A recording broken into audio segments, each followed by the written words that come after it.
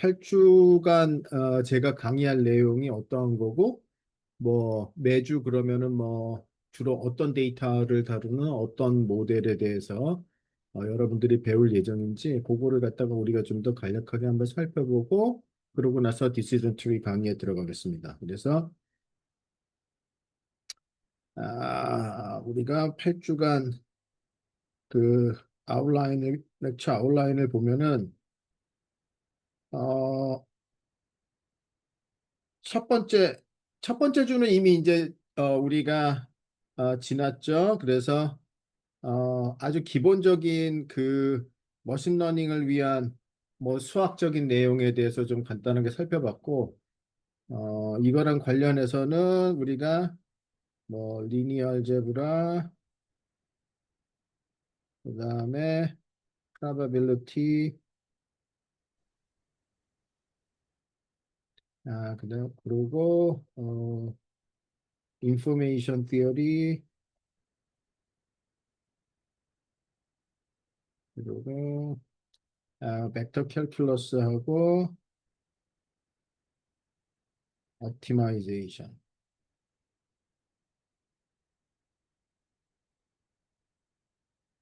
옵티마이제이션이 있었고요. 이거는 이제 이미 지나갔습니다. 그 다음에 두 번째 주부터 이제 사실 이제 두 번째 주가 우리가 거의 리니어 리그레션을 위주로 배웠습니다. 그래서 일주간 집중적으로 리니어 리그레션에 관련된, 그러니까 사실 실제적으로 여러분들이 어떤 태블러 데이터를 다룰 때 가장 먼저 우리가 리니어 리그레션을 보통 제일 많이 쓰기 때문에 여러분들이 꼭 알고 있어야 되고요.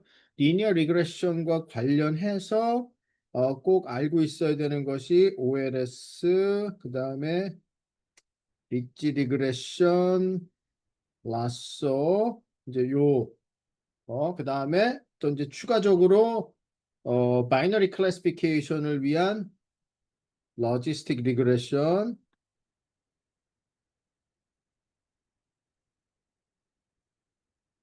이거는 이제 바이너리 클래시피케이션 위해서요.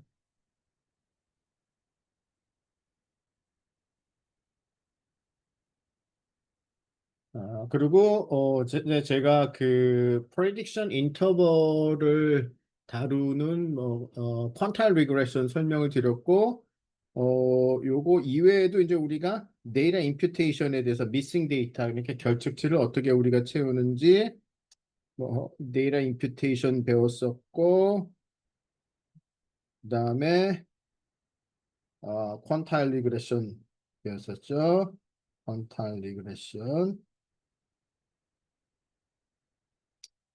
자, 이거는 이제 프레딕션 인터벌과 관련된 겁니다.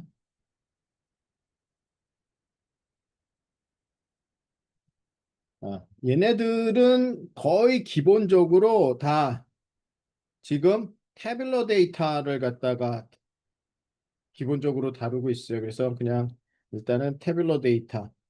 근데 일단 제조업에서 가장 많이 나타나는 데이터인 태블러 데이터. 태블러 데이터 그러면 이제 어떤 종류의 데이터인지는 이제 금방 여러분들이 말을 다 알아두실 수 있죠. 그래서 이제 로우하고 컬럼으로 이제 이렇게 스프레드시트나 아니면은 엑셀로 이렇게 정리가 돼서 각각의 컬럼들이 어떤 특정한 피처, 그 다음에 이제 로우가 어떤 샘플 값들을 쭉 표시하는 그런 태블러 데이터에서는 이제 우리가 다른 피처 익스트랙션은 필요가 없죠. 이미 피처가 다 정해져 있고, 그래서 이런 기본적인 그 리니어 리그레션 모델들은 일단 피처는 딱 정해져 있는 상태 태블러 데이터로 주어졌을 때 이제 우리가 프레딕션을 하는 문제들, 거기에 이제 적용을 주로 많이 합니다. 그리고 이제 윅 3가 지금 이번 주인데, 윅 3도 마찬가지로 어떤 데이터를 다루느냐, 역시 아직 태블러 데이터 위주의 모델들입니다. 그러나 이제 리니어 모델을 쓰는 것이 아니라 이제 우리가 아, decision tree를 갖다가 이용할 겁니다. decision tree. 이거 한국말로 하면은 의사 결정 나무. 네, 이게 이제 오늘부터 뭐 보면은 알겠지만은 리니어 모델보다는 리그레션의 성능이 더 좋습니다. 이제 왜 좋은지는 이제 여러분들이 이제 이번 주에 배워가면서 느낄 테고요. 이거는 무슨 뭐 리니어 모델, non 리니어 모델이 아니라 뭐 사실 실제적으로는 non 리니어 모델이라고 볼 수는 있죠. 그렇지만 이런 이제 앞에서 배웠던 리니어 모델들은 어떤 이제 파라메트릭 모델이었어요. 그러니까 즉 얘는 어, 지금 배운 건 이렇게 파라메트릭 모델이에요. 그러니까 어떤 파라메트릭한 펑션을 이용을 해서 모델을 갖다가 표시를 하는 거고 지금 얘는 non parametric 모델입니다.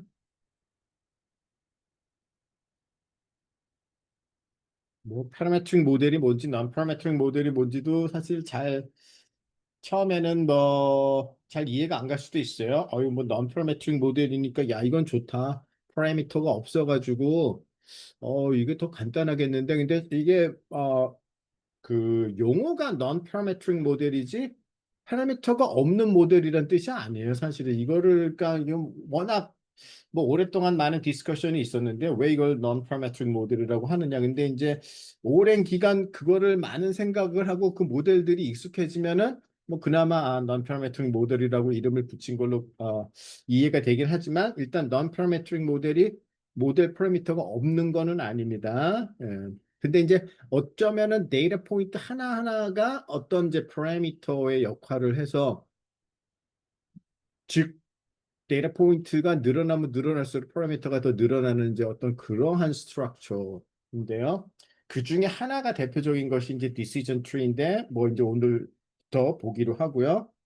자, 근데 보통은 이 트리들은 상당히 그냥 보통 하나의 싱글 트리를 갖다가 이용을 하는 경우는 거의 없습니다. 왜냐 그러면은 그거는 성능이 거의 뭐 이렇게 다른 모델과 경쟁이 안 돼요. 그러니까 성능이 좀 떨어지는데 이 decision tree의 장점은 이제 이 많은 트리들의 앙상블을 갖다가 이용을 하는 거죠. 그래서 많은 트리들을 이용하는 겁니다. 그래서 ensemble of trees. 많은 트리 모델들의 어떤 조합을 갖다가 앙상블이라는 거는 뭐 모아놓은 거 뭐 그런 뜻이죠. 네. 여기에 대표적인 게 이제 여러분들이 많이 들어본 랜덤 포리스트, 랜덤 포리스트 그리고 그다음에 gradient boosted tree.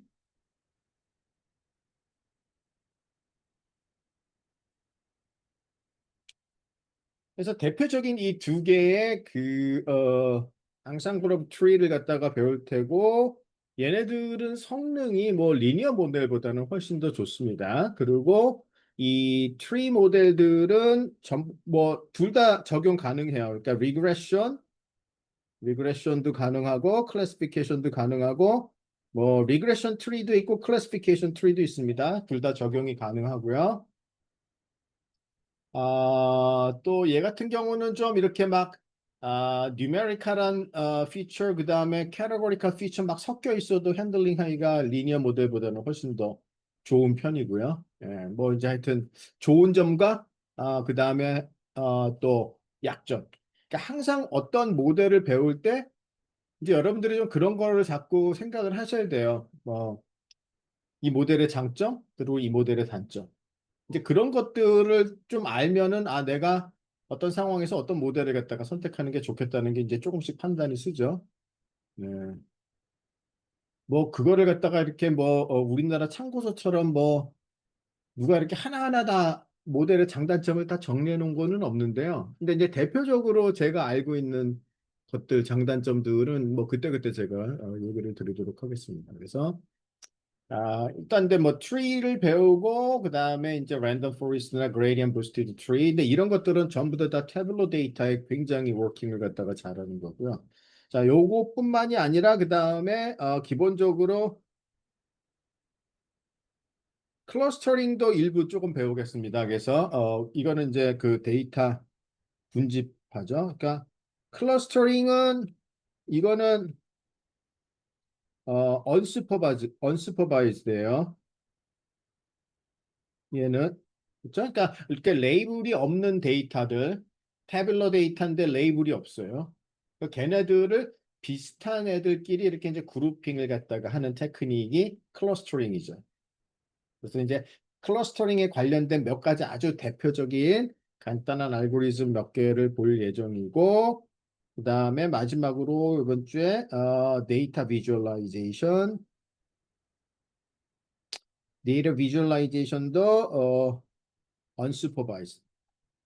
좀 데이터 비주얼라이제이션 뭐냐 하면 이제 여러분들의 이제 피처들이 뭐 한 10개가 있습니다. 그럼 이제 10디멘전에서 데이터가 표시가 되는 거죠. 근데 이제 그거를 보통 2디멘전이나 3디멘전의 좀 데이터의 성질을 잘 반영을 해서 2D나 3D에 표시를 하려는 것이 데이터 비주얼라이제이션이에요. 그러면 이제 우리가 좀 눈으로 어떤 데이터의 어떤 특성을 좀 눈으로 확인할 수가 있죠.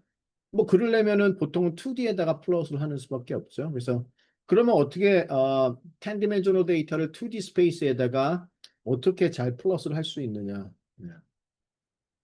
뭐 이런 거는 오랫동안 연구가 됐고요. 뭐 꼭 그 방법을 여기다가 쓰지는 않지만 이제 그거에 좀 감을 잡을 수 있는 게 이런 거죠. 만약에 이건 오랫동안 그 저기 다른 분야에서도 연구가 됐는데요. 뭐 그 방법을 지금 여러분들한테 설명하지는 않겠지만 지구는 이 세상은 3차원이죠. 근데 지도를 보면은 2차원으로 지도가 그려져 있어요. 그러면 3차원의 세계를 어떻게 2차원에다가 표시를 하는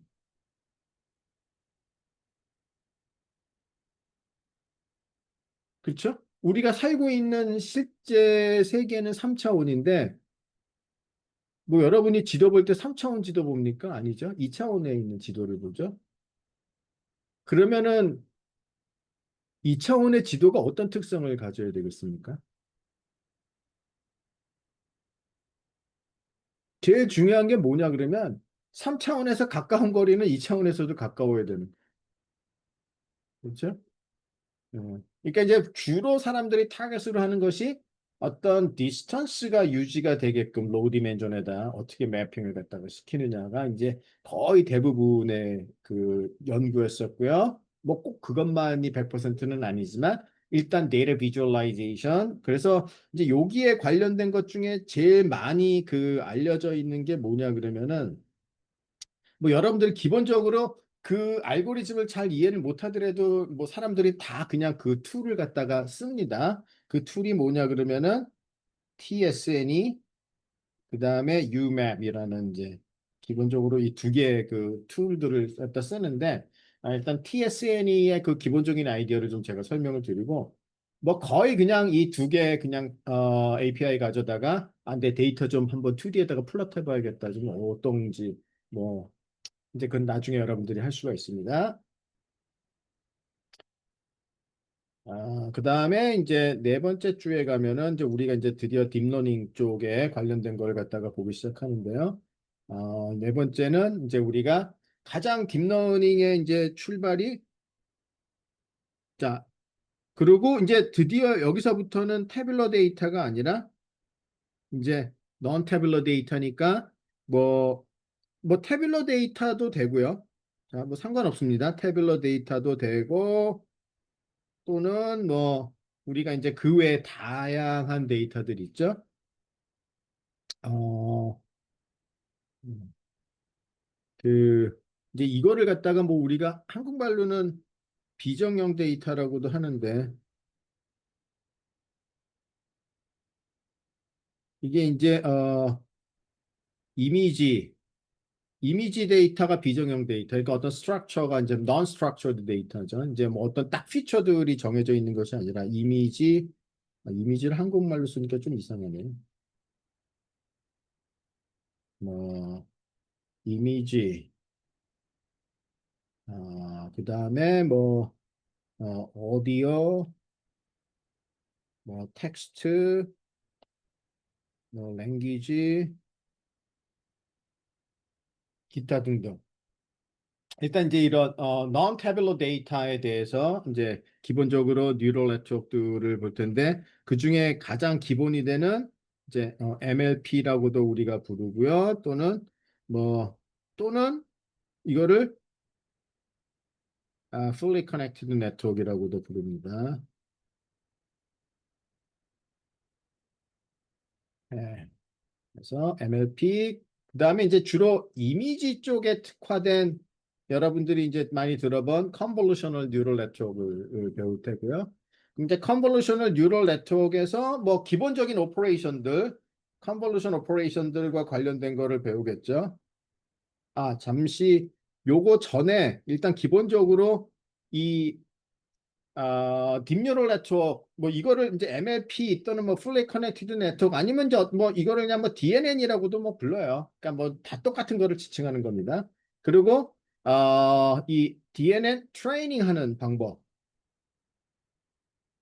DNN 트레이닝 하는 방법으로 이제 뭐 몇 가지를 배울 텐데 이제 우리가 특히 이제 옵티마이제이션 관련돼서 뭐 SGD나 RMS prop 그리고 아담 뭐 이제 이러한 기본적인 트레이닝 방법들을 배울 테고요. 추가적으로 배치 노멀라이제이션이나 뭐 이제 기본적으로 많이 쓰는 방법이에요. 배치 노멀라이제이션 그리고 드롭아웃 이제 뭐 드롭아웃 이제 이런 테크닉들을 배울 테고 그리고 이제 이미지 데이터를 주로 다루는 CNN 이미지 데이터 그래서 뭐 CNN의 기본적인 아키텍처, 기본적인 오퍼레이션들 배울 테고, 그다음에 이제 그 CNN에서 이제 널리 알려져 있는 뭐 당연히 제가 잠깐 얘기했지만 이제 레즈넷이 중요하다고 했기 때문에 이제 레즈넷을 갖다가 뭐 몇 가지 기본적인 아키텍처들 배우고 레즈넷도 제가 강조를 하고 그리고 특히 이제 또 뭐 많이 쓰는 오브젝트 디텍션에 대해서 조금 살펴보겠습니다. 그래서 특히 이제 욜로가 어떤 식으로 동작을 하는지 그 오브젝트 디텍션 보고 그다음에 여기에 이제 또 몇 가지 이제 뭐그 베리피케이션이나 디텍션 쪽으로 하는 뭐 사이미즈라는 아키텍처가 있는데 뭐 이거는 지금 크게 신경 쓰지 마세요. 어차피 뒤에서 배울 테고 하여튼 이미지 데이터를 다루는 이제 CNN에 대해서 이제 우리가 살펴볼 겁니다. 그 다음에 이제 week 넘버 5로 가면은 이제 여기서는 이제 주로 우리가 시퀀스 데이터를 다루는 모델을 살펴볼 거예요. 그러니까 시퀀스 데이터라는 거는 뭐 어떤 것들이냐 그러면은 그러니까 어떤 이런 거죠. 어떤 하나의 포인트가 아니라 포인트가 이렇게 이제 순서를 가지고 들어오는 데이터죠. 그래서 이제 랭귀지 같은 거 이거.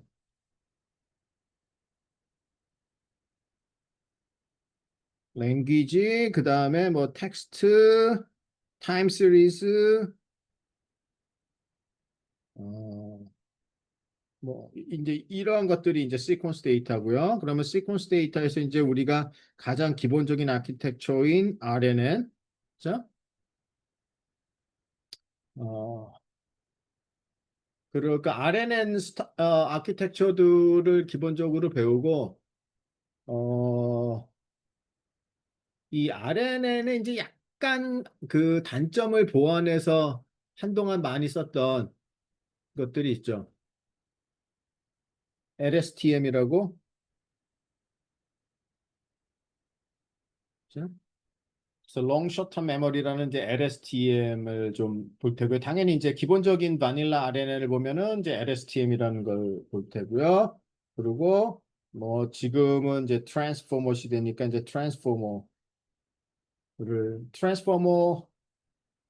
이제 기본적인 동작 원리에 대해서 살펴보도록 하겠습니다. 예. 그래서 이제 특히 이제 뭐 트랜스포머는 어텐션이라는 메커니즘이 도입이 됐는데 이 어텐션은 트랜스포머에도 있지만은 뭐 RNN에도 어텐션을 쓰는 또 테크닉들이 있습니다. 하지만 이제 이런 어텐션을 통해서 우리가 이런 것들이 이제 왜 필요한지 시퀀스 데이터를 갖다가 핸들링 하는데 그래서 일단은 뭐 기본적으로 시퀀스 데이터를 다루기 위한 모델들을 볼 테고 이제 week number 6로 가면은 아,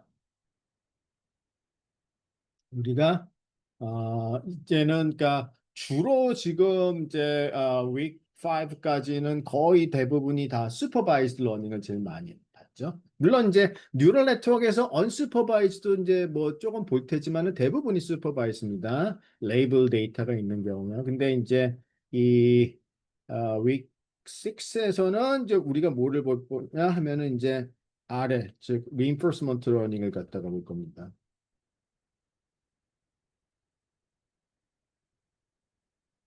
네, 그래서 강화 학습. 네. 그래서 reinforcement learning은 이제 주로 어떤 거를 볼 거냐 그러면은 어, 모델 free 아래를 갖다가 볼 거고요. 여기서 이제 크게 두 가지가 있습니다. 그래서 뭐 여러분이 이제 많이 들어본 뭐 Q, 뭐 deep Q learning 같은 거 있죠. deep Q learning.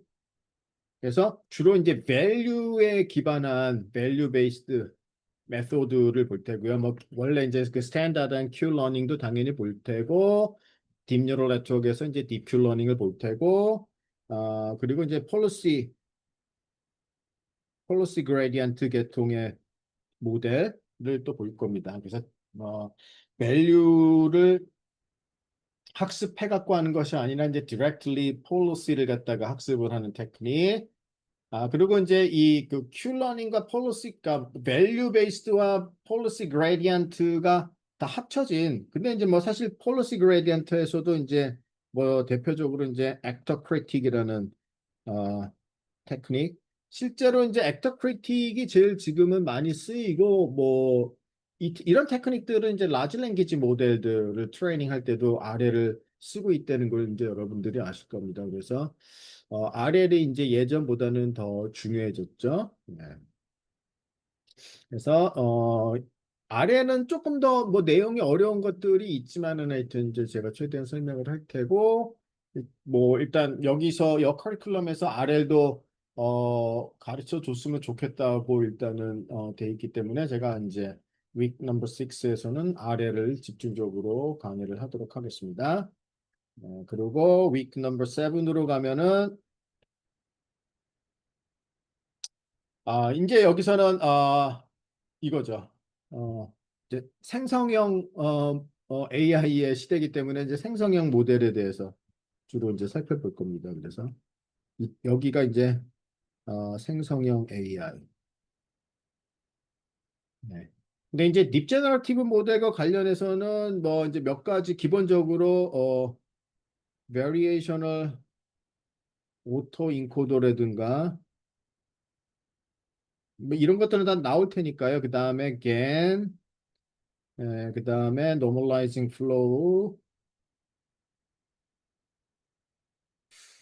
이 노멀라이징 플로우는 강의를 할 수도 있고 안 할 수도 있습니다. 시간을 보고서 뭐 여러분들이 지금 이제 여기서는 꼭 알아야 되는 것이 지금은 디퓨전 모델 시대니까 얘를 제일 중점적으로 강의를 하겠습니다. 왜냐하면은 지금 뭐 거의 다 디퓨전 모델을 쓰는 거죠. 그래서 디퓨전 모델도 이제 처음에 뭐 unguided부터 시작을 해갖고 그 다음에 이제 guided diffusion 모델까지. 그러니까 이제 guided라는 거는 뭐냐면 이제 텍스트 프롬프트 같은 거를 이제 주는 거죠. unguided는 그냥 노이즈를 주면은 뭔가 이미지가 나오는 거고요. 텍스트를 프롬프트로 줬을 때는 이제 어떤 가이던스가 있기 때문에 이제 가이디드. 그래서 디퓨전 모델하고 이 디퓨전 모델은 이제 또 다른 그 각도에서 보면은 이게 이제 스코어 베이스드 제너러티브 모델입니다. 그래서 어 일단은 저는 이제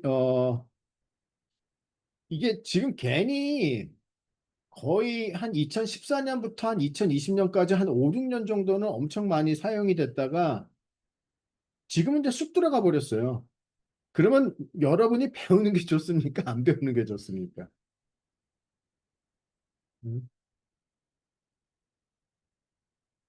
뭐 저는 뭐 상관없는데 여러분은 어떠세요? 여러분이 여기 혹시 그 생성형 AI에 관련해 갖고 이런 모델들의 조금 경험이 있거나 했을 때 그 여러분이 의견이 더 중요할 것 같아요. 아, 우리는 겐더 배우겠다? 그럼 뭐 제가 가르쳐 드리고요. 아, 뭐 요새 디퓨전 모델만 쓰는데 그럼 우리 디퓨전 모델 집중적으로 배우겠다? 뭐 그 상관없습니다. 혹시 의견 있으신가요?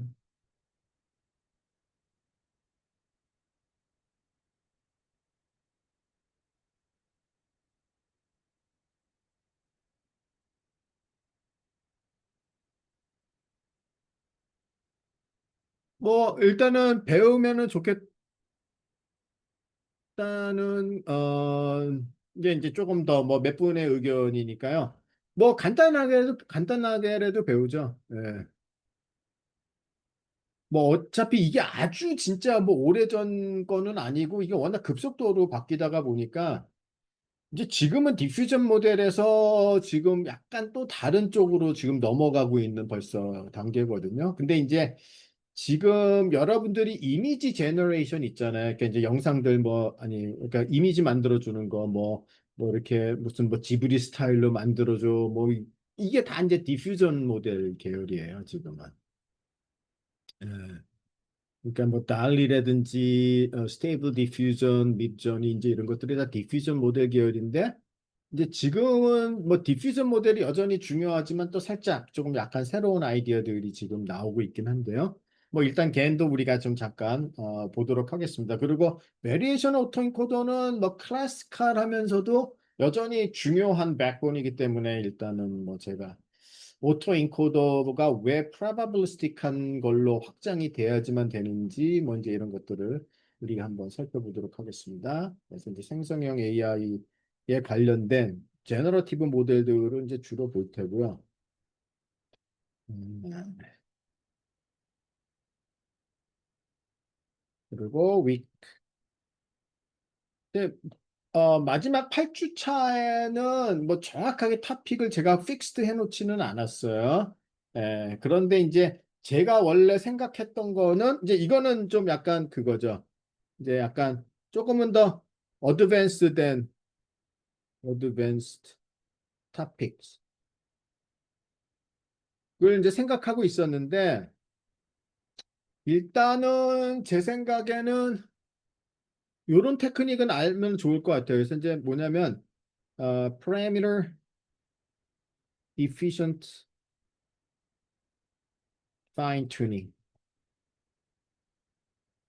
뭐 기본적인 파인 튜닝에 대해서는 당연히 우리가 뭐 배우겠지만 이제 프라이머리 에피션트 파인 튜닝이라는 또 좀 테크닉이 있어요. 그래서 그러니까 뭔가 이게 사이즈가 크니까 이게 한번 파인 튜닝하는 것도 커다란 모델은 워낙 그것도 꽤 리소스가 들어가기 때문에 그거를 더 이피션트하게 하는 테크닉 그다음에 뭐 이거는 다 저기 뭐 딥러닝과 관련된 거야. 프롬프트 튜닝이라는 또 테크닉 이거는 이제 프라이머리 에피션트 파인 튜닝 안에 속한다고 볼 수도 있고 프라이머리 에피션트 파인 튜닝에서는 이제 가장 많이 쓰는 이제 로라라는 테크닉을 제가 알려드릴 테고 이런 거는 뭐 아마 들어보신 분도 있을 거예요. 이런 키워드들은 뭐 로라는 워낙 유명하니까요, 지금.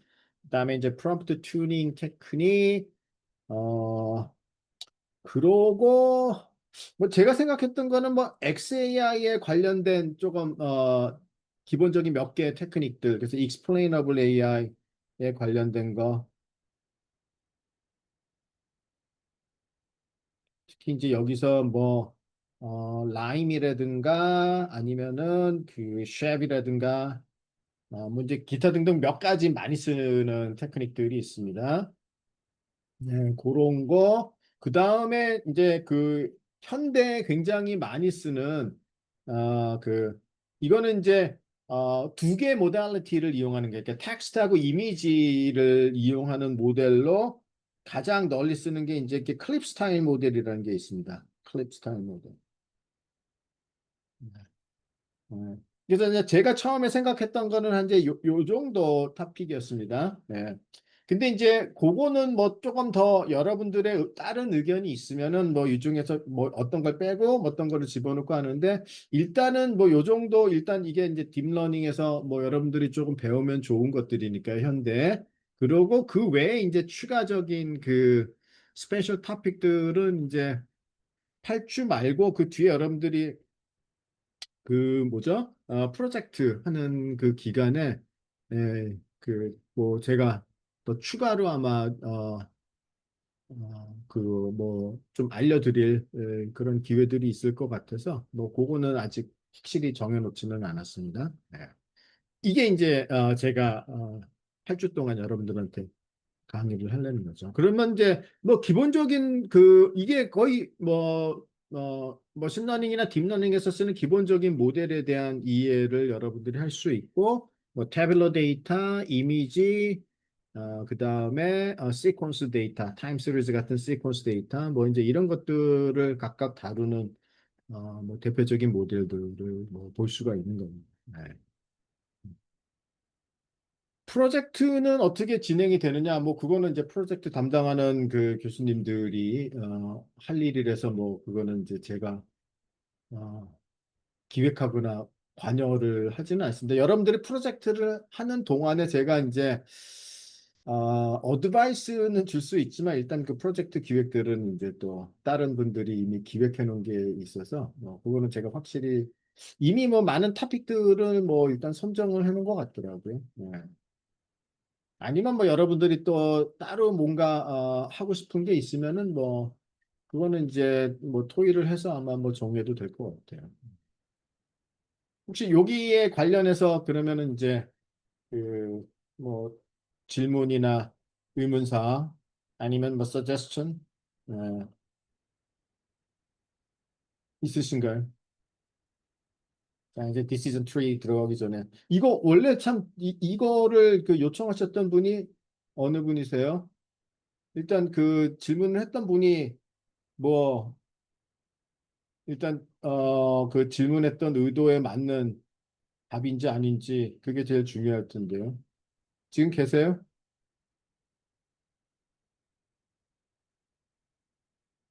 이 질문하셨던 분이 어느 분이시죠? 제가 뭐 얼굴은 기억이 나지만은 뭐 이름은 제가 모르니까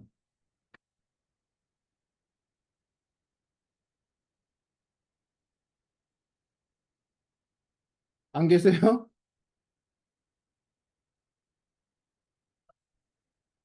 예, 저 채팅창에 괜찮으세요? 이제 요 정도면은 예.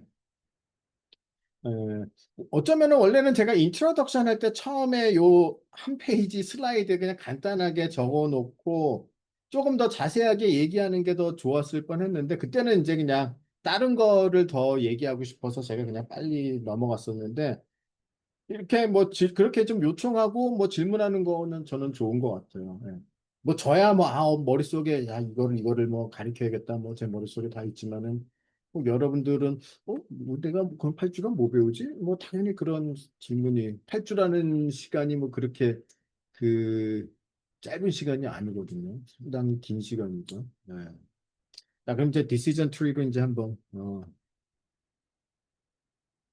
잠깐만요. 그리고 이번 과정이 끝나면 특허까지 낼 수도 있다고 처음 주최하신 분이 말씀하셨는데 가능할까요? 그거는 불가능하지도 않고 당연히, 아니, 그거는 이제 뭐 본인의 그 노력이고, 어, 이제 아마도 뭐, 그냥 프로젝트를 진행하면서 거기서 조금 좋은 아이디어가 나오면은 당연히 뭐 특허는 낼 수 있죠. 네. 네. 그래서 이제 특허를 내는 게 그렇게 뭐 중요하신 거라면은 더욱더 머리를 쓰면서 뭐 마음만 먹으면 뭐 매일매일 하루에 한 gan씩도 특허는 낼 수도 있어요. 근데 그냥 어 저는 예전에 특허는 되게 그거는 이제 그냥 실적을 위해서 특허를 너무 많이 냈었죠. 정말 꼭뭐 어떤 돈을 위해서가 아니라 왜냐면 예전에 학교에 있을 때는 뭐 이렇게 과제를 하면 항상 논문 플러스 그다음에 특허 이게 항상 그 실적이 요청이 되니까 이제 논문 쓰면은 바로 그 논문 내용을 그냥 특허로 출원하고 등록하고 그러다가 이제 또 뭐 저기 뭐 미국에 특허도 내고 그래서 특허는 엄청 많이 냈었습니다. 예. 근데 지금까지 유지하고 있는 특허는 없습니다. 이제는 뭐돈 들어갔고 그게 이제 5년 지나면 또 유지하기 위해서 또 돈 내야 되고 그러는데 이제는 이제 뭐 남아 있는 건 없지만 아니 뭐 특허 내는 거는 뭐 저는 그렇게까지 막 어려운 일은 아니라 그러는 대신에 그러니까 본인이 그 특허를 내겠다는 그 절박함이 얼마만큼 있느냐 그거에 비례해서 낼 수도 있고 못 낼 수도 있고 사실은 내는 게 조금 어, 이렇게 좀 익스트림한 거죠. 뭐 이렇게 한 몇 달 배웠는데 막 특허까지 내는 게 원래 정상은 아닙니다. 그러니까 이제 제가 뭐 새로운 분야를 배웠는데 뭐 몇 달 만에 특허를 내는 게 그렇지만 불가능한 거는 아니랍니다. 그러니까 그거는 이제 내가 진짜로 꼭 특허를 내겠다는 마음이 강하면 그러면 충분히 할 수 있습니다. 그리고 뭐 프로젝트를 하면서 뭐 어떤 방향으로 제가 한번 그럼 나중에 그분들 뭐 프로젝트 하는 거 좀 제가 보고 뭐 이런 방향으로 해서 좀 이렇게 생각을 하면은 뭐 특허까지도 가능하다. 뭐 그런 그 어드바이스는 뭐 제가 해드리겠습니다. 약간 뭐 열심히 하시면은. 근데 나는 특허를 내겠다고 생각하고 시작하는 거는 좀 좋은 것 같아요. 뭔가 자꾸 자기가 더 발전하는 방향으로.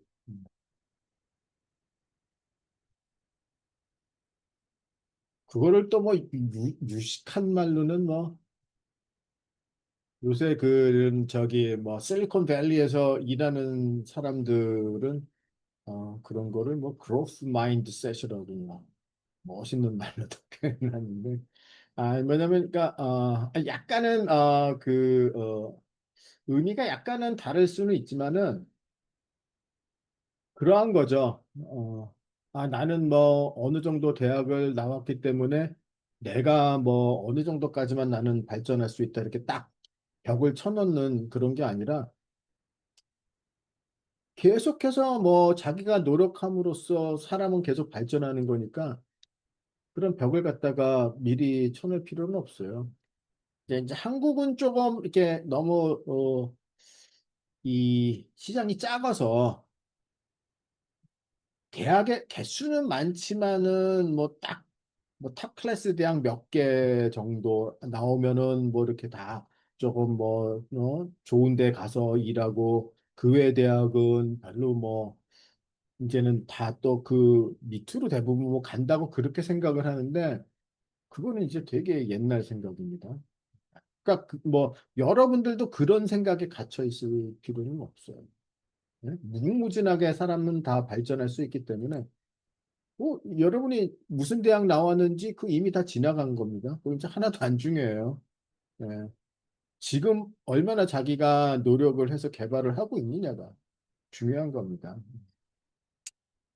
근데 이제 미국 같으면은 워낙 다양한 사람들이 있고 대학도 뭐 거기는 뭐 딱 그렇게 또 좋은 대학도 너무 많기도 하지만 너무 종류가 많고 하니까 뭐 그런데 그렇게 별로 사람들이 갇혀 있지는 않아요. 항상 뭔가 커다란 목표를 세우고 자신감 있게 하는 게 중요한 거. 자, 이제 그러면 이제 뭐 혹시 또 추가적으로 질문하고 싶은 거 있으십니까? 네.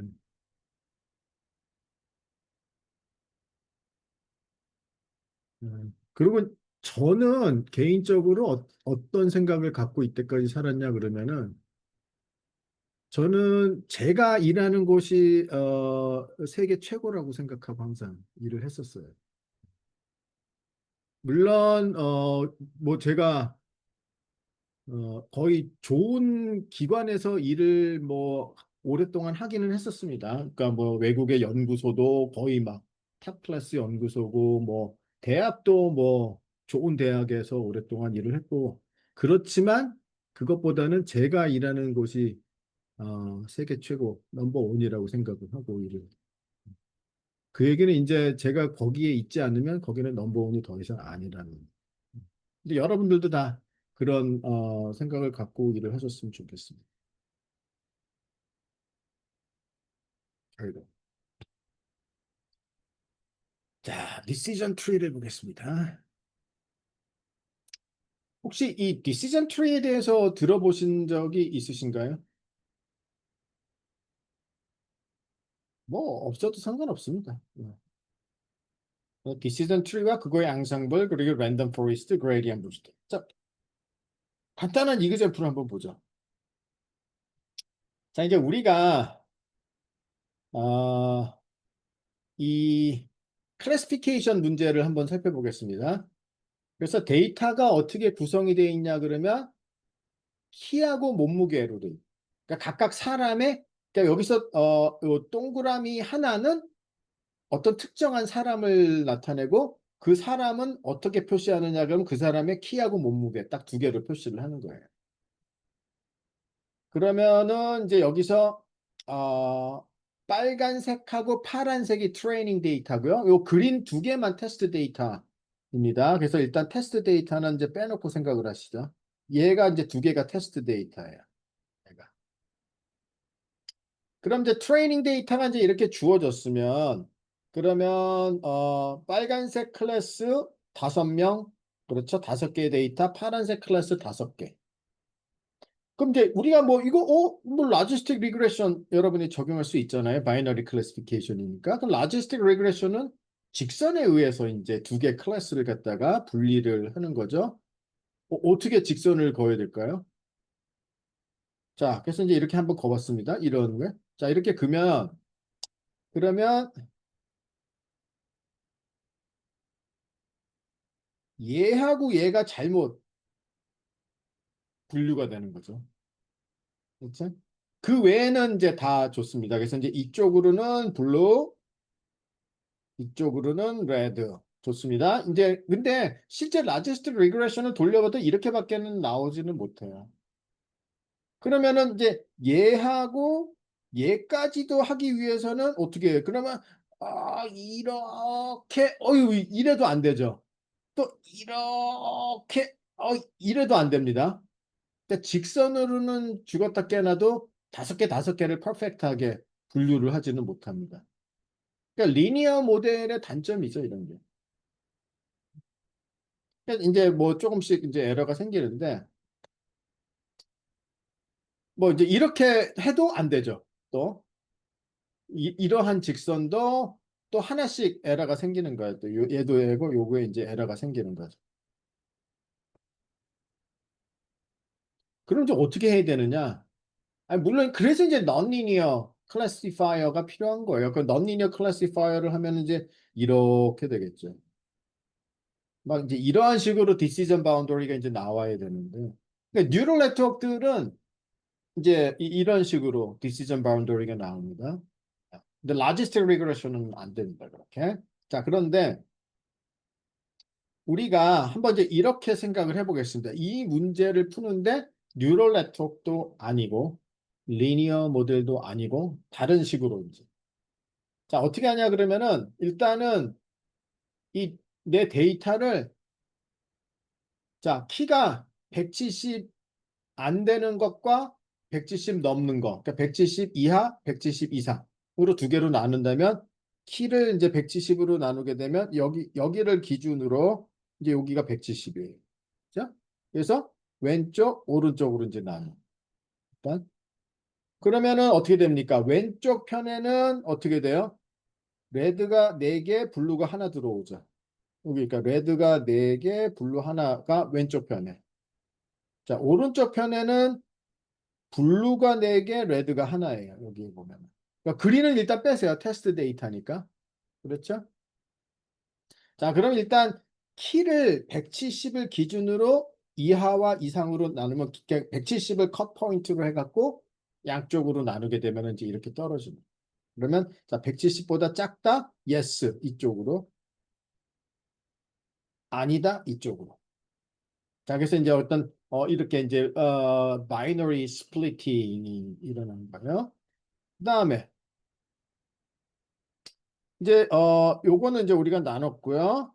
그리고 이제 오른쪽 편에 가서 몸무게가 여기가 이제 60kg이에요. 60보다 밑이냐 위냐로 이제 일단 한번 나눈다고 하겠습니다. 그러면 자, 요쪽으로 와서 아까 여기가 이제 오른쪽 편이잖아요. 다시 이제 몸무게가 60보다 미치면 어떻게 돼요? 그렇다? 그러면 레드 하나, 블루 0이 되고요. 아니다? 레드 0, 블루 넷 이렇게 되죠. 그렇죠? 그 다음에 이제 왼쪽 편으로 가서 그럼 이제 이렇게 나누고 여기까지 나눴어요. 자, 여기는 뭐 여기가 이제 60, 여기는 이제 170이고 여기는 이제 59예요. 그럼 다시 이제 요 왼쪽 편으로 와서 몸무게가 59보다 작으냐? yes. 그럼 어떻게 돼요? 작으면 레드 4개, 블루요. 크다? 아니다. 그러면 이제 블루가 하나. 그렇죠? 그러면 뭐예요? 이 모든 나의 그 데이터의 인풋의 그 영역을 네 개의 영역으로 나눴죠. 그렇죠? 그럼 이제 여기가 이제 1번, 그렇죠? 여기가 2번, 여기가 3번, 여기가 4번 영역. 즉 여기가 1번, 2번, 3번, 4번 이렇게 되는 거죠.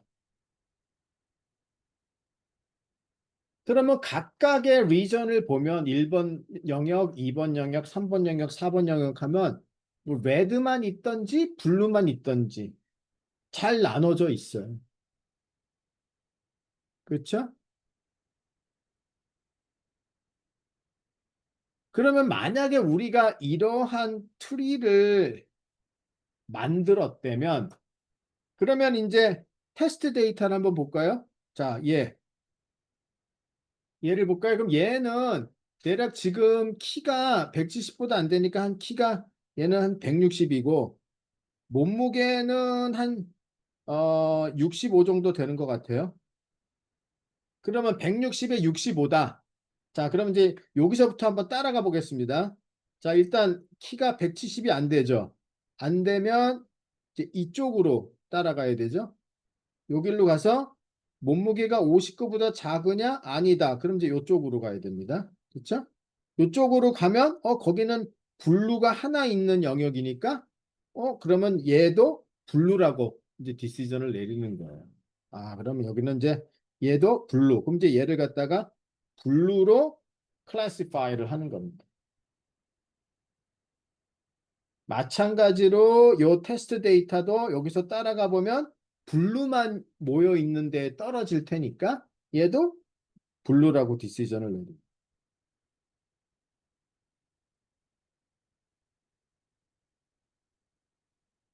이게 디시전 트리. 쉽죠? 그러면 이제 이런 궁금증이 듭니다. 아니, 도대체 이 트리는 누가 만드는 거냐? 그럼 사람이 이렇게 지금 만들어야 되느냐? 아니죠. 그러면 이게 머신러닝이 아니라 휴먼 러닝이죠. 여기 사람이 데이터 보고서 내가 여기 키 170으로 선정하고 여기는 몸무게 59, 60으로 선정하고 이런 것들을 누가 하느냐? 다 알고리즘이 해야 된다는 거예요. 지금 제가 설명한 거는 이렇게 이제 예를 들어서 만약에 이런 식으로 우리가 트리를 만들면 자 이렇게 이제 이쁘게 클래시피케이션이 가능하다는 예를 갖다가 보여주는 거고 그러니까 우리가 이제 봐야 되는 건 그러면 이제 데이터로부터 이런 트리를 어떻게 알고리즘이 만드느냐 응? 이제 그런 거를 이제 알아야죠. 물론 뭐 그냥 툴박스들이 다 만들어 주니까 뭐 사실 정확하게 몰라도 뭐 트리를 쓰는 사람은 엄청 많지만 그래도 이제 기본적인 내용들 이제 좀 알아야 되고요. 일단은 이제 우리의 느낌은 트리가 상당히 파워풀하네. 이제 이런 생각이 듭니다. 리니어 모델보다는 훨씬 좋구나. 음. 네, 잠깐만 쉬었다가 다시 9시쯤에 다시 시작하겠습니다.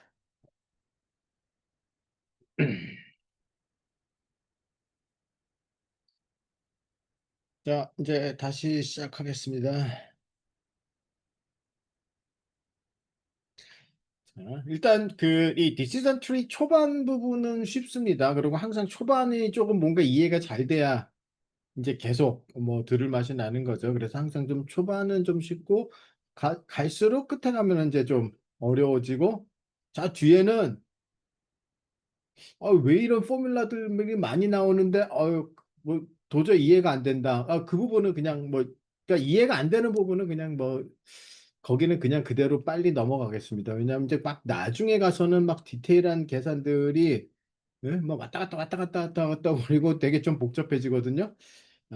근데 이제 그거를 알고 있는 사람들은 극히 드물어요. 그냥 다 그냥 나 툴박스를 쓰기 때문에 그냥 대충 디스트 프리가 문제 아니야. 다음번은 뭐딱잘 만들어진 거 대부분 쓰지 뭐 이렇게 세세하게 자기가 하는 사람들은 거의 없으니까 뭐 크게 문제가 되진 않습니다. 그래서 조금 뒤에 가서 어려운 부분은 뭐 제가 그냥 빨리 간단하게만 언급을 하겠습니다. 자, 이제 몇 가지 용어들, 트리에 관련된 거. 그래서 이제 보통, 요 맨 위, 딱 시작하는 노드 있죠? 요걸 이제 우리가 루트 노드라고 얘기합니다. 그래서 뿌리에 해당되는 루트 노드, 출발이 되는 노드. 그리고 이제 맨 밑에, 이걸 이제 리프 노드라고 합니다. 그러니까 이거는 다 전부 다 트리에서 온 용어들이죠. 그리고 루트도 아니고 리프도 아닌 그 사이에 있는 모든 애들은 다 internal node. 자, 그리고 트리의 depth는 뭐냐? depth는 이게 그러면은 이 층. 지금 이거 같은 경우는 하나, 둘. 그래서 depth가 2인. depth가 2입니다. 그럼 이제 이 depth가 점점 커지면 트리도 이제 점점점 복잡해지는 거죠. 그래서 이제 어떤 경우는 depth를 딱 어느 정도까지만 컨트롤하기도 하고요. 이제 뭐 그런 것들에 대해서 이제 뒤에서 얘기를 하겠습니다. 그러니까 일단은 용어를 알고 계셔야 돼요. 뭐 어쩌면 depth는 간혹은 이제 하이퍼 파라미터이기도 합니다. 내가 depth 어느 정도로 할 건지. 그러니까 이제 용어를 알아야죠. 도대체 depth가 뭐를 의미하는 건지. 자, 그럼 이제 궁금한 거는 우리가 아니까 알고리즘이 누군가 트리를 만들어야 되는데 데이터로부터. 일단 첫 번째 질문. 루트 노드를 어떻게 셀렉트를 하느냐. 많은 데이터 포인트들이 있는데 많은 데이터 포인트가 아니라 이제 피처들이죠. 여기서는 피처가 두 개죠. 키, 몸무게. 이게 이제 두 개의 피처예요. 두 개 중에 하나를 선택하는 겁니다. 그러니까 내가 X축에서 하나 컷 포인트를 찾아서 파티션을 할 거냐, Y축에서 컷 포인트를 찾을 거냐. 지금 이제 이게 각 두 개밖에 없으니까 피처가요. 그러니까 어느 피처부터 내가 그러니까 루트 노드를 어떻게 정하는지 일단 이제 그게 그러니까 만약에 여러분이 이거 트리를 어떻게 만드는 건지 궁금하다면 이제 이런 것들이 이제 질문이 나오는 겁니다. 누구든지. 또 다른 질문. 도대체 스플릿은 어떻게 시키는 거냐? 그러니까 어떤 스플릿이라는 거는 이제 어떤 여기 하나의 노드가 이렇게 두 개로 쪼개지는 거죠.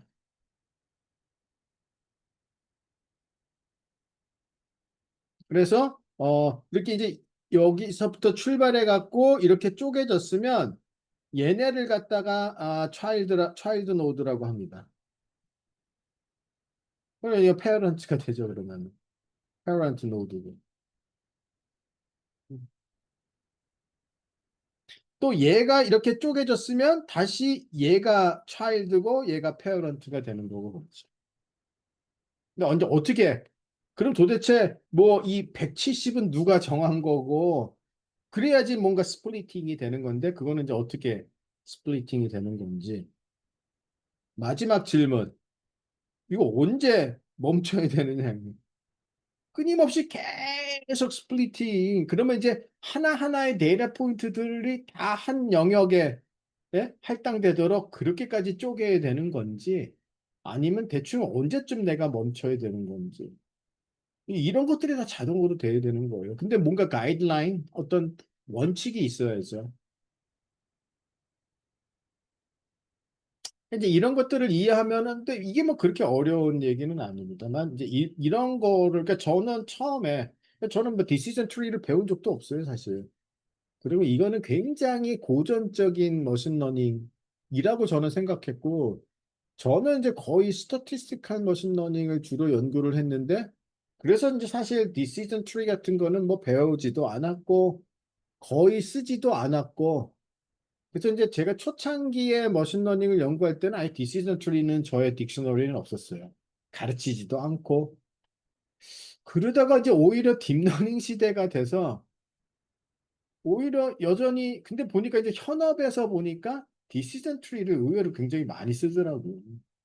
그래서 이제 제가 인더스트리에 와서 디시전 트리가 굉장히 많이 쓰는 거구나. 이게 그래도 이게 그러면 중요하구나. 그래서 이제 제가 그거를 이제 살펴보게 됐고 그러면서 이제 이 트리에 관련된 연구들을 이제 조금 확인을 했습니다. 그래서 뭐 트리랑 관련된 논문들도 이제 몇 편을 쓰고 그래서 이제 트리들을 보니까 또 얘가 상당히 매력이 있더라고요.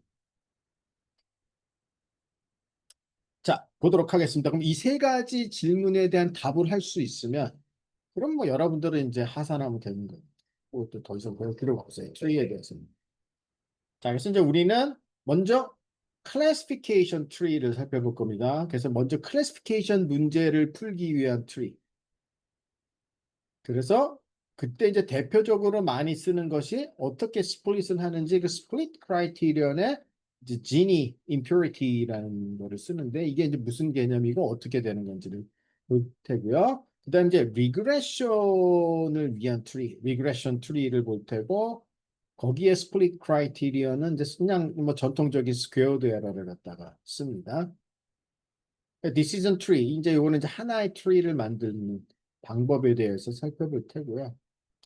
그 다음에 이제 우리가 그 트리들의 앙상블을 이제 어떻게 구성하는지 그래서 이제 처음에 가장 널리 쓰는 방법인 배깅이라는 그리고 실제 배깅이라는 테크닉을 트리 앙상블에다가 적용한 결과가 랜덤 포리스트고요. 그러니까 이 배깅과 랜덤 포리스트는 리오 브리만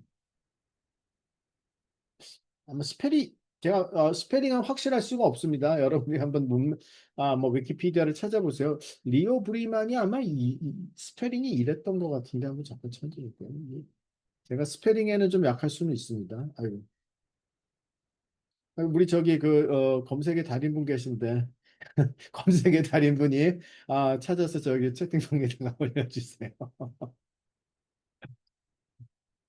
네, 잠시만요. 제 화면이 좀 이상해졌네. 어? 어,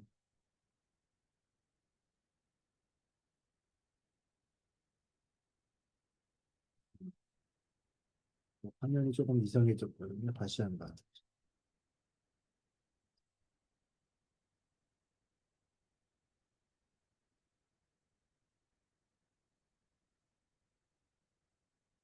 음?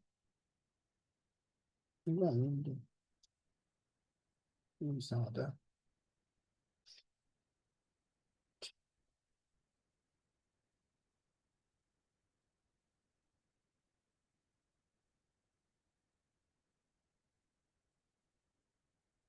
자꾸 지금 스크린 쉐어링이 안 되고 있어요. 안 보이시죠?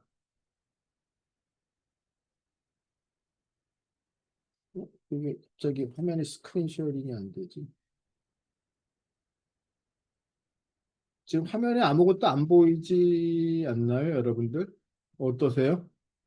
뭐가 보이고 있나요? 아니면 여러분들도 다 멈췄나?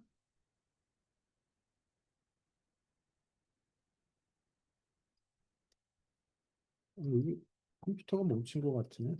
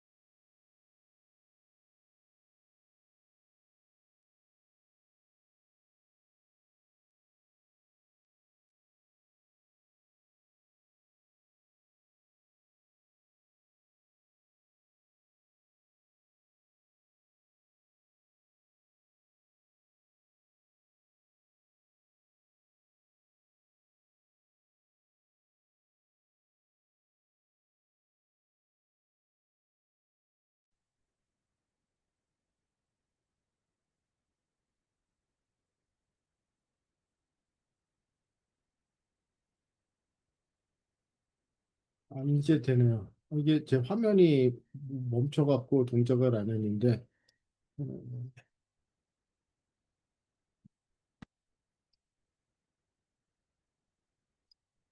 이제 다시 잘 보이시죠? 아니, 완전히 화면이 멈춰가지고 여러분들도 다 이렇게 딱 멈춰 있더라고요. 예, 이거 그 리오 브리만 얘기하다가 멈춰버렸어요. 네, 네, 좋습니다.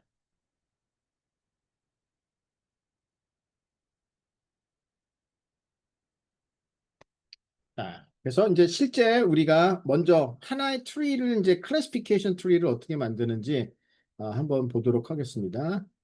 네. 그래서 이제 사실은 이제 이런 것들이 그 예전에 그 초창기에는 이제 그 어떻게 연구가 됐냐 그러면 그 이거는 이제 아주 고전적인 그 문제거든요. 뭐 널리 그냥 아주 예전에 알고리즘들 테스트하기 위해서 가장 많이 사용했던 데이터 중에 하나인데요. 이 아이리스 플라워가 세 가지 종류가 있습니다. 그래서 지금 A, B, C가 이제 아이리스 플라워의 세 가지 종류를 나타내고 있고요. 이미지 데이터를 가지고 분류를 하는 것이 아니라 그냥 각각 그 아이리스 플라워의 네 가지 피처로 데이터가 구성이 되어 있어요. 그래서 이제 태블로 데이터예요. 그래서 데이터는 네 개의 피처로 구성이 되어 있는데 뭐냐 하면은 꽃받침의 길이, 그 다음에 그러니까 꽃받침의 길이하고 넓이, 꽃잎의 길이하고 넓이, 이제 요 네 가지로 구성이 돼 있는, 그리고 클래스는 세 개. 자, 요 데이터가 이제 이렇게 생겼습니다. 그래서 보면은 이제 그 칼럼이 지금 처음 이 네 개가 요게 이제 네 개의 피처죠. 그래서 꽃받침의 길이와 넓이, 꽃잎의 길이와 넓이, 그리고 이제 요거가 그러니까 네 개가 인풋 피처고요. 이제 요것이 그 타겟 리스판스가 되는 거예요. 종류가 이제 이렇게 세 가지가 있죠. 어, 네, 이렇게 세 가지 클래스가 있습니다. 그래서 이제 이 태블러 데이터를 가지고 이제 우리가 decision tree를 갖다가 이제 한번 만들어 보면은 이제 어떻게 되느냐 하면은 실제 이렇게 이제 그 decision tree를 만들어 주는 소프트웨어를 이용을 해서 실제 이제 알고리즘을 돌리면 트리가 이제 이런 식으로 나오게 됩니다. 그래서 보면은 지금 이 퓨처가 잠깐만 제가 네. 이게 이제 퓨처 1, 2, 3가 이제 이렇게 아마 네이블링이 돼 있을 거예요. 그래서 F0, F1, F2, F3가 이제 네 개의 퓨처고요. 그러면은 이제 트리를 만들면은 이제 F2가 2.45보다 작으냐 항상 이쪽이 yes고 이쪽이 no입니다. 자, 그러면 그러니까 세 번째 피처죠. F2가 2.45보다 작은 애들은 그냥 이 세토사라는 대로 애들만 다 남고 나머지는 이제 오른쪽으로 이렇게 가고 다시 F3 피처가 1.75보다 작으냐 크다 그러면은 이제 버지니카라는 애들이 다 모여 있고 다시 여기서 한 번 더 스플릿 하면은 또 오른쪽에는 버지니카가 남고 한 번 더 스플릿 하면은 이게 이제 뭐죠? 베시칼라하고 버지니카하고 이제 이렇게 남. 그래서 이제 뭐 아직 지금 제가 어떻게 스플리팅 하는지는 얘기를 하지 않았습니다. 그냥 이제 실제 그 아이리스 데이터를 가지고 우리가 디시전 트리를 만드는 지 이렇게 나오고 그 대부분의 그 디시전 트리 소프트웨어들은 피처 임포턴스 플러스 원함의 피처 임포턴스를 플랫할 수가 있어요. 그래서 이거는 제가 정확하게 어떤 API를 썼는지는 모르지만 아마도 사이클런을 썼을 것 같아요. 그래서 그 아이리스 데이터를 가지고 돌려서 피처 임포턴스를 보면은 이렇게 이제 네 개의 피처의 임포턴스가 그러니까 지금 제일 중요한 놈이 F2, 그 다음에 F3, 그 다음에 F1, 그 다음에 F0 이렇게 이제 피처 임포턴스가 나오는 거죠. 근데 이제 이게 피처 임포턴스를 보는 거는 딱 한 가지 방법만 있지는 않아요. 트리에서는. 여러 가지 옵션이 있는데 이게 제가 지금 이건 아마 가장 그냥 디폴트로 돼 있는 옵션을 가지고 아마 했던 것 같아요. 그래서 그러니까 우리가 이제 피처 임포턴스를 봤을 때 뭐 이런 거를 생각할 수 있습니다. 어떤 피처가 이렇게 루트 쪽에 가깝게 먼저 나타나는지 그게 더 중요할 수도 있고 또 스플리팅이 자주 일어나는 피처가 중요할 수도 있고 그러니까 뭐 중요한 거를 어떻게 보느냐가 이제 여러 가지 관점이 있을 수도 있어요. 디시전 트리에서 제 기억엔 그런 것 같습니다. 그다음에 이제 리그레션 같은 경우는 아직 제가 지금 이제 알고리즘을 설명하진 않았지만 리그레션 같은 경우는 우리가 이제 이렇게 여기가 인풋, 여기가 아웃풋이고 이제 이렇게 데이터 포인트들이 이렇게 있으면 리니어 리그레션은 이제 뭐 이렇게 된다는 건 이제 이미 우리가 지금 이미 익숙해졌는데 만약에 데이터가 이렇게 돼 있으면 그러니까 이런 거는 리니어 모델로 사실 잘 피팅이 되는 케이스고요. 왼쪽 편은. 오른쪽 편은 이건 리니어 모델로 피팅이 잘 안 되죠. 그죠? 트리 베이스드 모델은 기본적으로 리그레션이 어떻게 되느냐 그러면 이렇게 인풋의 영역을 파티션해서 그래서 각각 거기에 에버리지 리스판스 값으로 이렇게 피팅을 합니다. 그러니까 인풋 스페이스를 파티셔닝 해서 그 리전의 어떤 특정한 리전은 거기에 모여 있는 애들의 평균 값으로 대표를 하는 겁니다. 그러니까 이제 오른쪽 같은 케이스는 디시전 트리가 상당히 워킹을 잘하는 케이스고 왼쪽은 리니어 모델이 워킹을 잘하는 케이스고 일반적으로는 트리가 리니어 모델보다는 낫다. 그러면 이제 아마 만약에 왼쪽 같은 경우도 우리가 그 트리 모델로 피팅을 한다면 이렇게 될 겁니다. 일단은 뭐 이거는 이런 심플한 케이스는 다 인풋 스페이스를 파티셔닝 하는 거거든요. 그러면은 이제 아마 뭐 이렇게 되겠죠. 뭐 그러니까 이제 이게 얼마나 그러면 인풋 스페이스를 잘게 나눌 거냐는 이제 트리 뎁스랑 관련이 있는 거. 스플리팅이 계속 많이 일어나면은 더 잘게 나누는 거고 뎁스가 짧으면은 듬성듬성 나누는 거죠. 그러면 이제 예를 들어 그러니까 거의 이렇게 나누겠죠. 뭐 여기는 이제 이걸로 충분히 잘 설명이 되고 여기도 이걸로 충분히 잘 설명되고 여기도 이러면 대략 제 생각에는 아마 뭐 적절하면 한 세 개로 나눠서 어? 이걸로 설명 이런 리전 1, 리전 2, 리전 3로 이제 이 정도로 디시전 트리, 리그레션 트리가 만들어지지 않을까 이제 생각이 듭니다. 그래서 프리딕션이라는 거는 이제 어떤 테스트 데이터가 트리를 따라서 뚜두두두 하다가 테스트 데이터가 요 리전 2에 똑 떨어졌어요. 그럼 얘 프리딕션 값은 이 트레이닝 데이터 3개의 평균값 그걸로 그냥 이제 프리딕션을 하는 겁니다. 음. 뭐 하여튼 이제 디테일한 거는 이제 우리가 볼 겁니다. 자, 그래서 이제 오늘은 클래시피케이션 트리 하나를 좀 잘 살펴보겠습니다.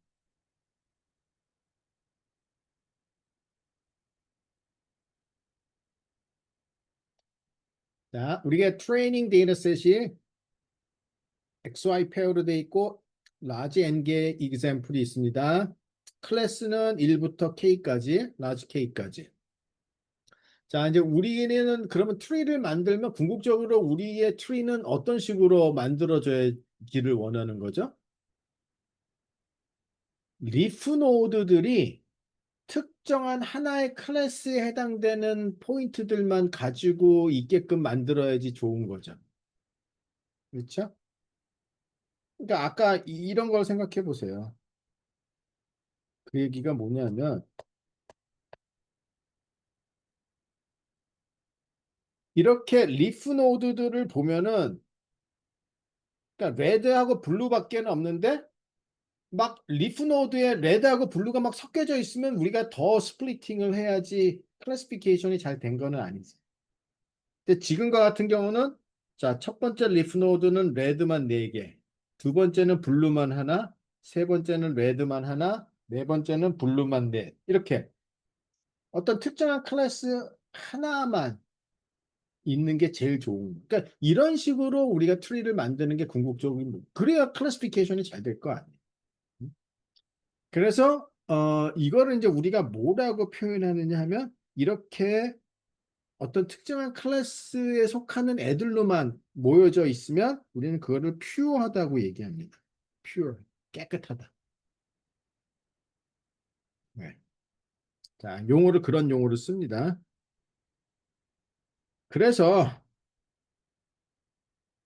자, 우리 이제 스플리팅을 할 때 그래서 이제 제가 이렇게 써놓은 거예요. 리프 노드들이 가능한 한 퓨어하게끔 트리를 만든다. 이게 이제 트리를 만드는 거예요.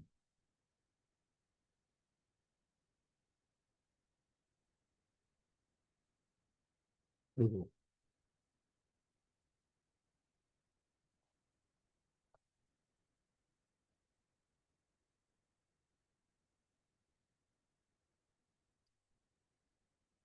뭐 퓨어하다는 거는 뭐 우리가 일상생활에서도 많이 쓰기는 하는데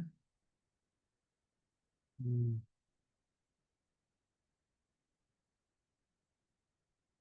공기청정기를 영어로 뭐라고 하는지 아세요?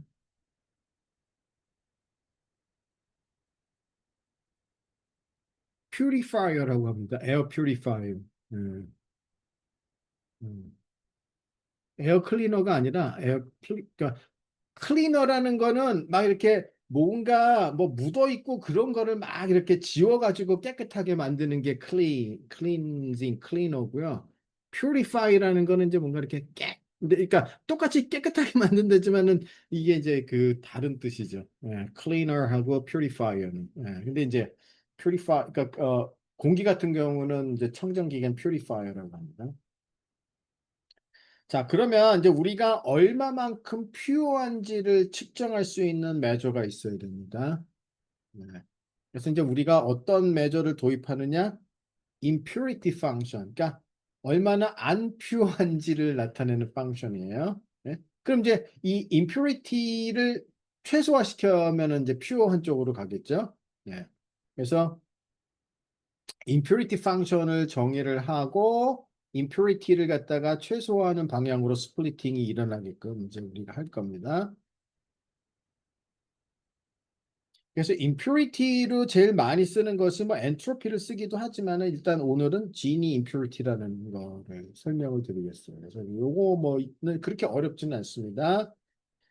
보통은 이제 우리가 이렇게 트리를 만든 다음에 프루닝 이게 이제 뭐 가지치기라고 하는데 가지치기 이게 이제 이렇게 트리가 좀 너무 이렇게 막 잔가지들이 많아서 복잡하기 때문에 그러면 이제 오버피팅이 생겨서 이렇게 좀 듬성듬성 가지치는 테크닉이 있어요. 실제 모든 그 소프트웨어는 다 프루닝까지 다 들어가 있는데 뭐 그런 걸 지금 자세하게 설명하지는 않겠습니다만 그러니까 조금 약간 그 오버피팅을 줄이기 위해서 조금 필요 없는 잔가지들을 다시 또 쳐서 조금 트리를 좀 더 심플하게 만드는 거죠.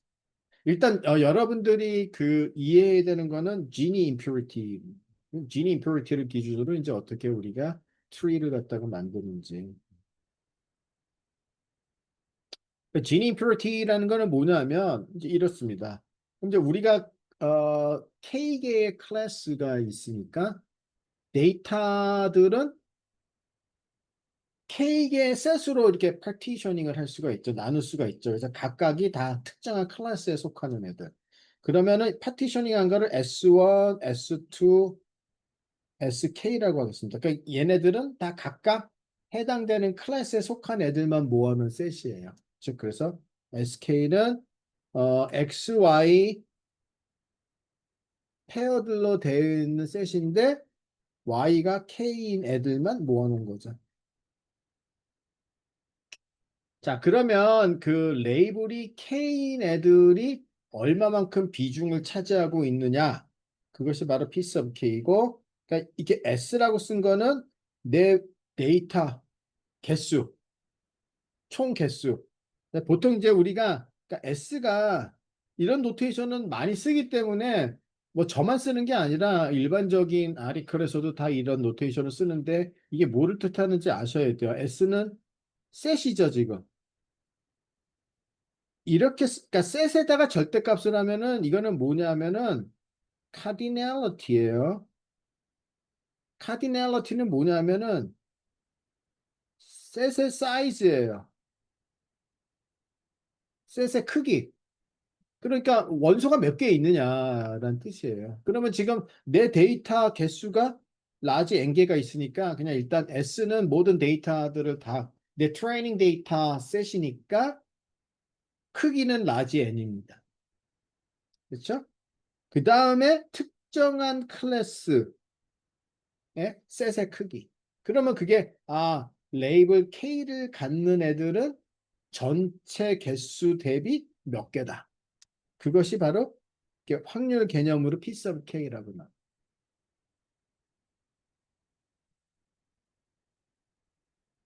그럼 이제 예를 들어서 만약에 클래스가 세개다 S1, S2, S3. 내 데이터는 총 10개였어요. 총 10개인데 S1에 3개, S2에 3개, S3에 4개 이렇게 있다고 하면 그러면 어떻게 돼요? P1은 0.3, 즉 3 나누기 10, P2는 똑같이 3 나누기 10, 0.3, P3는 4 나누기 10, 0.3. 그렇죠? 네, 이런 겁니다. 그럼 Gini impurity라는 거는 어떻게 돼 있냐 그러면 1 마이너스 pk 제곱들을 다 더한 거 빼주는 1에서 빼주는 거. 그러니까 이거는 다시 쓰면은 pk 곱하기 1 마이너스 pk들을 다 더한 거기도 하고요. 만약에 바이너리라면 1 마이너스 그럼 바이너리라면은 1 마이너스 그 다음에 1일 확률이 이제 p죠. 제곱. 그 다음에 나머지 일 확률은 1 마이너스 p니까 이렇게 되죠. 그럼 이제 이거를 계산해 보면 이게 2p 1 마이너스 p인데요. 이거 어떻게 생겼냐 그러면 이렇게 생겼습니다. 그림을 그려보면 잠깐만요.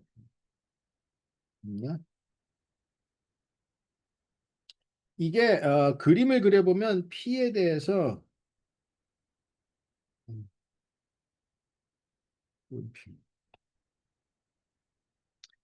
지니 임퓨리티를 보면은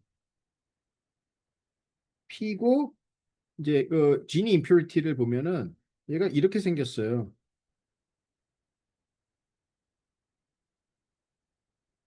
그래서 p가 0.5일 때가 임퓨리티가 제일 커요. 당연하죠. 이런 게 우리가 원하는 거잖아요. 그러니까 P가 0.5라면 만약에 이제 클래스가 아까처럼 뭐 레드하고 블루 두 개인 경우 지금 이건 이제 P가 그러니까 두 개인 경우잖아요. 그러면은 P가 0.5라면은 레드도 반 있고 블루도 반 있다는 거니까 완전히 제일 지저분하게 섞여져 있는 거 아니에요. P가 0.5라면 반반. 그게 이제 제일 크고 여기는 뭐예요? P가 0이라는 거는 그러면 레드는 없고 블루만 있다는 거죠. 여기가 P가 0이는 그러면 레드는 없고 오로지 블루만 모든 게 다 있다는 거.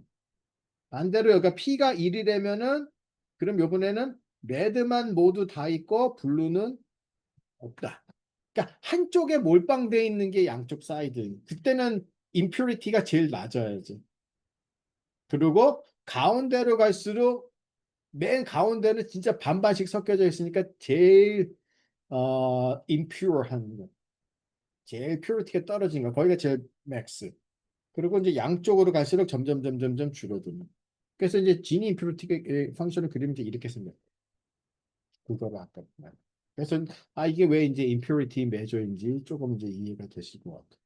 근데 교수님, 네. 그 PK일 때, 음. 왜 지니 인피니티 보면, PK일 때 1-PK를 왜 곱하는 거예요? 여기요? 네네네. 요거를 풀어 써주면은 이쪽하고 똑같아집니다. 그러니까 이거는 뭐 계산은 했을 거예요. 1 마이너스 P1 제곱 마이너스 P2 제곱, 아이고, 뭐 P3 제곱, 예를 들어 이제 만약에 3개일 때 이거를 갖다가 다시 아마 뭐 써주면은 이렇게도 쓸 수 있다는 거거든요. 플러스 P2, 1 마이너스 P2 이거 계산해 보면은 될 거예요 아마. 그러니까 요거랑 요게 같다는 거는. 뭐 제가 지금 금방 기억은 안 나지만 이게 이미 잘 알려진 거기 때문에 이거 금방 되지 않나? 이렇게 해볼까요? 저도 이게 좀 오래돼서 기억은 가물가물하지만 만약에 K가 3이라면은 Gini impurity는 1 P1 제곱 플러스 P2 제곱 플러스 P3 제곱이잖아요. 맞죠? 이거하고 그 다음에 또 다르게 쓴 표현은 이거죠.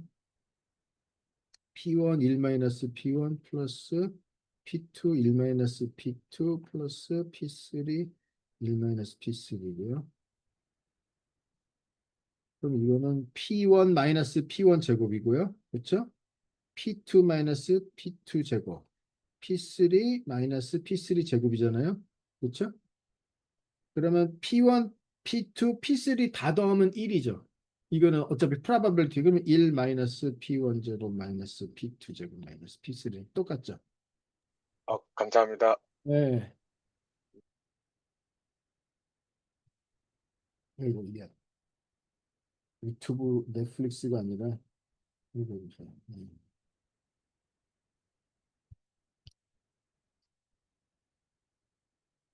자, 그럼 이제 한번 이그젬플을 보도록 하겠습니다.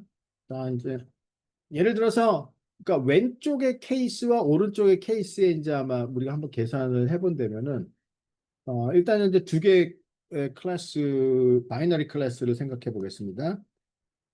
자, 그러면 이제 P는 그러니까 이제 레드일 확률을 뭐 P라고 하면 블루일 확률은 1 P가 되죠. 그럼 이제 왼쪽 같은 경우는 P가 5분지 4고요. 5개 중에 레드가 4개니까 그러면은 1 P는 5분지 1, 블루일 확률이 이제 5분지 1이죠. 그 프랙션이. 그러면 이때 이제 이 셋의 Gini impurity는 어떻게 되냐 그러면은 뭐 바이너리인 경우는 그냥 2 곱하기 P 곱하기 1 P 이렇게 이제 단순화됩니다. 그러면 2 곱하기 P 곱하기 1 P를 계산해 보면 2 곱하기 5분의 4 곱하기 5분의 1, 즉 25분지 8이 되고요. 오른쪽 같은 경우는 어떻게 되느냐 그러면은 이번에는 그냥 레드밖에 없으니까 P는 1이고 1 P는 0이에요. 그럼 이거는 2 곱하기 P 곱하기 1 P 해보면 2 곱하기 1 곱하기 0. 그러니까 뭐 하나만 한쪽 클래스만 있으면 무조건 Gini impurity는 0입니다. 그럼 당연히 오른쪽은 퓨어하잖아요. 오른쪽은 완전히 퓨어한 거고 왼쪽은 약간 퓨어하지 않은 거고. 네. 그래서 일단은 어떤 특정한 셋의 이제 우리가 Gini impurity는 어떻게 계산되는지를 봤고 실제 이제 우리가 스플리팅 하는 거를 이제 알아야 되죠. 그러면 만약에 우리가 그러니까 이제 어떤 노드라는 거는 사실 그 노드에 들어가는 어떤 많은 데이터 포인트들이 있으니까 노드는 하나의 셋이에요. 트리에서. 그렇죠? 그러면 어떤 셋을 스플리팅 한다는 거는 이제 셋을 두 개로 나눈다는 얘기나 마찬가지죠. 자, 그러니까 처음에 루트 노드는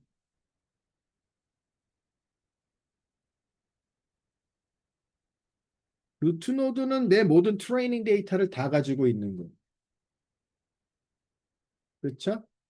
그래서 이제 처음 스플리팅은 이 루트 노드가 이제 왼쪽으로 나눠지네, 그 다음에 오른쪽으로 나눠지네, 이제 이렇게 सब셋으로 나오게 되죠. 그러면 이제 S. 그러면 S는 왼쪽과 오른쪽에 유니언, 합집합으로 표시가 됩니다. 자, 그러면 우리가 다시 이 왼쪽 셋의 Gini impurity를 구하고요. 그렇죠? 왼쪽 셋의 Gini impurity, 오른쪽 셋의 Gini impurity 각각을 요 스플리팅의 경우에 각각을 일단 구하고요.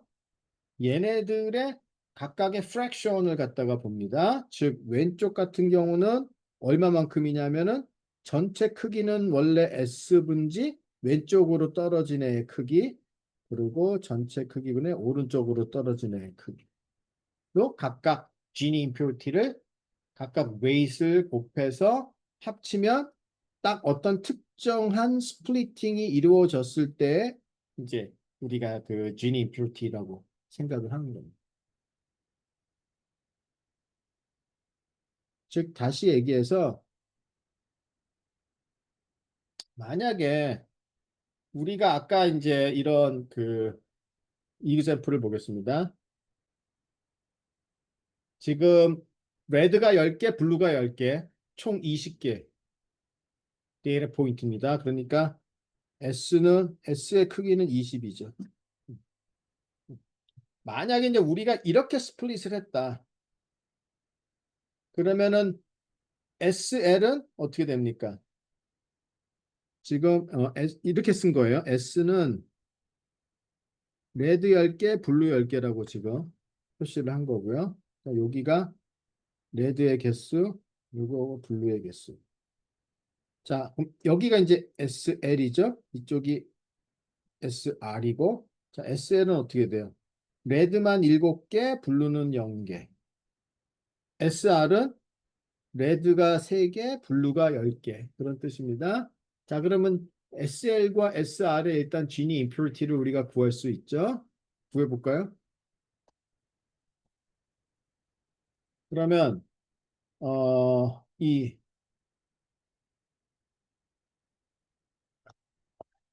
밑에 부분이 있어요.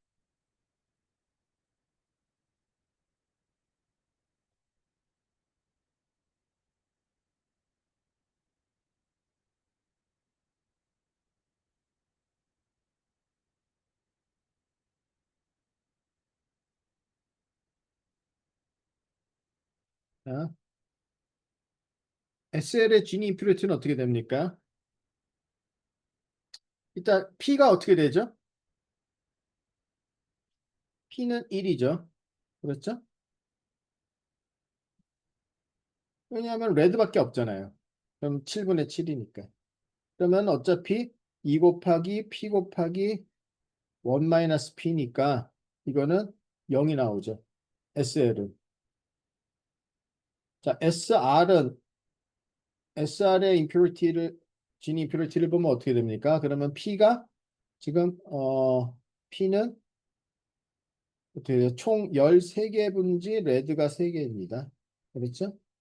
즉, 다시 얘기해서 Gini impurity는 2 곱하기 P 곱하기 1 마이너스 P. 그러면 1 마이너스 P는 13분의 10. 그래서 보세요. 자, 오른쪽에 Gini impurity, 왼쪽에 Gini impurity, 그리고 각각의 fraction들을 웨이수로 해가지고 이제 합쳐줘야죠. 그럼 이제 왼쪽으로 떨어진 거는 20개 중에 7개가 떨어졌고, 오른쪽으로 떨어진 거는 20개 중에 13개. 그러면 총 이거를 다 계산해 보면 Gini impurity는 이러한 케이스 1과 같은 스플리팅이 이루어졌을 때 Gini impurity 값은 0.24이다.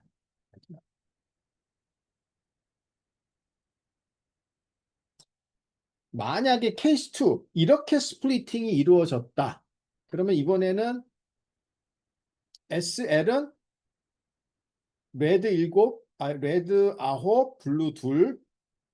그렇죠? SR은 레드 하나, 블루 8 이렇게 되죠. 자, 그럼 이때 impurity를 계산을 해보세요. 그러면 이때 일단 여기에 P 왼쪽 같은 경우 SL의 P는 뭐예요? 지금 9개, 11개, 11개 중에 9개가 레드고요. 오른쪽 같은 경우는 뭐죠? 8개, 9개 중에 하나죠. 그러니까 이제 왼쪽 같은 경우에 Gini impurity는 2 곱하기 P 11분의 9 곱하기 11분의 2. 그다음에 오른쪽 같은 경우는 2 곱하기 9분의 1 곱하기 9분의 8. 그리고 각각의 fraction들은 20분의 11, 20분의 9. 그래서 0.25. 그러면 뭐 일단 그냥 간단한 이그샘플이니까 이거는 다 이해가 되시죠?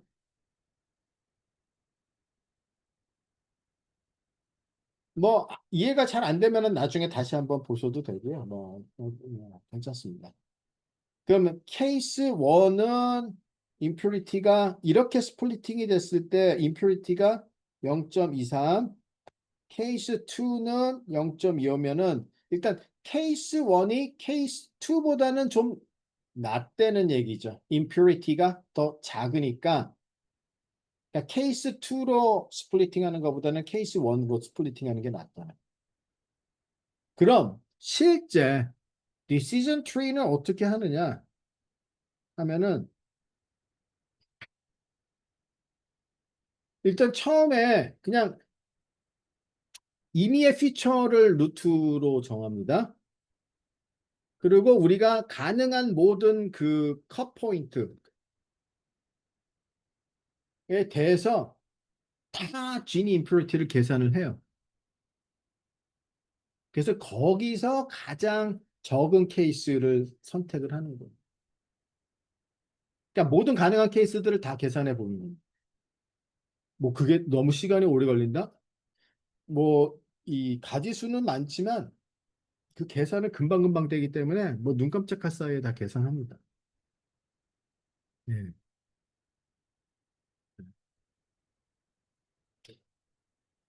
그러니까 뭐 처음에 그러니까 피처 1을 선택을 해갖고 한번 쭉 다 모든 케이스들에 대해서 지니 임퓨리티를 계산하고 피처 2 선택해서 또 다 계산해보고 피처 3 선택해서 다 계산해보고 그래서 가장 베스트인 거를 고르는 거예요. 그래서 그거를 루트 노드로 하고 그렇게 스플릿을 하는 거죠. 그러니까 각각의 스플릿이 이루어질 때는 모든 케이스들을 다 계산해보고 베스트를 고른다. 이게 일반적인 원칙입니다.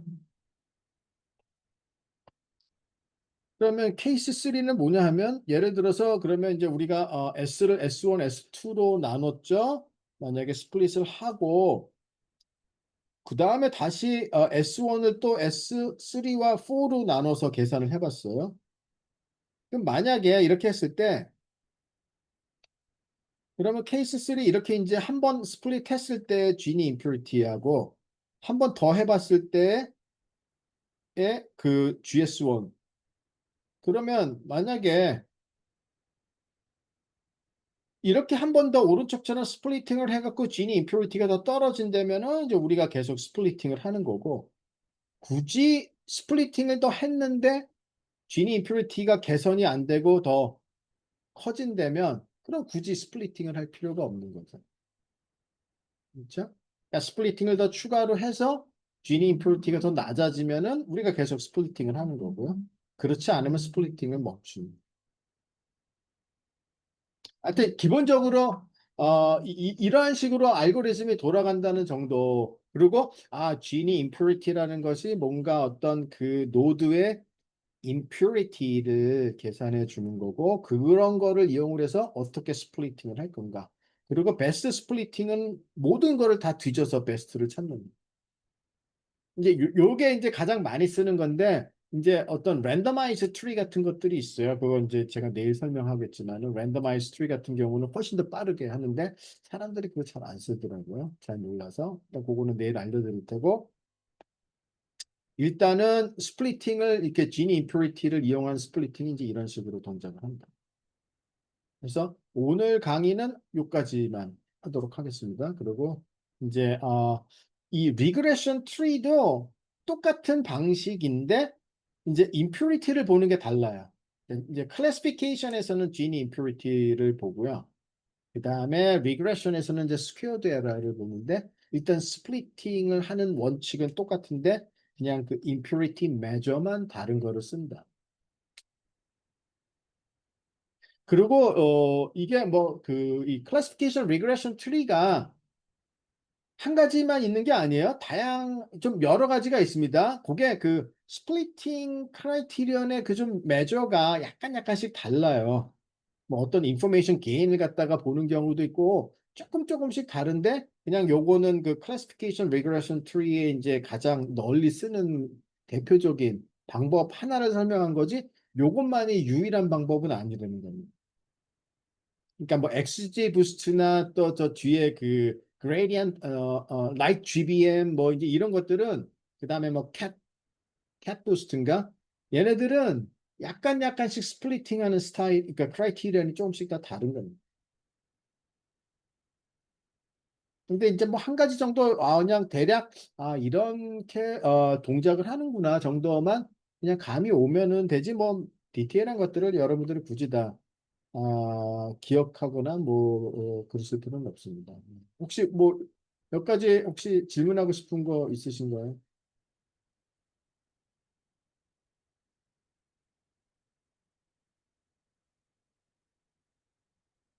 잠시만요. 네, 리오 브리만 드디어 저기 우리 그 검색의 달인께서 리오 브리만 스펠링 정확하게 찾아주셨습니다. 잠깐만 제가 쓴 게 I하고 E가 바뀌었나 그런 거 없죠? 네, 리오 브리만 BREIMAN 그 다음에 PK를 써마면 1이라서 나오는 거. 이거 아까 맞고 새로운 데이터가 추가돼서 해석하려면 전 트리 구조를 모두 수정해야 해서 해석 시간이 오래 걸리지 않을까요? 이거 좋은 질문입니다. 그러니까 디시전 트리를 이제 만들어 놨는데, 그러니까 뭐 트레이닝 데이터가 추가가 된다는 얘기인가요? 테스트 데이터는 이제 그냥 그 트리의 스트럭처는 변하지 않고 테스트 데이터는 그냥 그 트리에서 그냥 그대로 패스를 따라가면은 다 디시전이 나오는 거고요. 만약에 트레이닝 데이터가 더 추가가 돼서 다시 트리를 만들어야 된다. 그러면 일단은 현재 그냥 제일 단순 무식한 거는 다시 트리를 만드는 거죠. 근데 원래는 이제 이렇게 인크리멘탈하게 트리를 또 업데이트하는 방식들도 있기는 있는데요. 보통 이 디시전 트리는 다시 그냥 일단은 다시 그냥 트리를 만든다고 생각을 하세요. 워낙 뭐 트리 만드는 것이 그냥 빨리빨리 되기 때문에 그렇게 이제 인크리멘탈하게 트리를 업데이트하는 방식은 어, 조금 복잡합니다. 오히려 그런 거는 좀. 아니, 없는 건 아니에요. 있기는 있지만 지금 여러분들은 그냥 아예 새로 트리를 만든다고 생각하시는 게 더 편합니다. 테스트 데이터에 대해서는 뭐 트리를 다시 만드는 게 아니라 있는 트리에다가 그대로 집어넣어서 어느 패스를 따라가느냐만 보면 되는 거기 때문에 이제 어떤 뭐 변경되는 상황은 없습니다.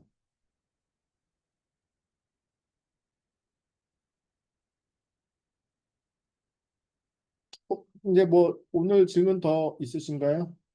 네, 없으시면은 이제 오늘 여기까지 하도록 하겠습니다. 네, 수고들 하셨습니다.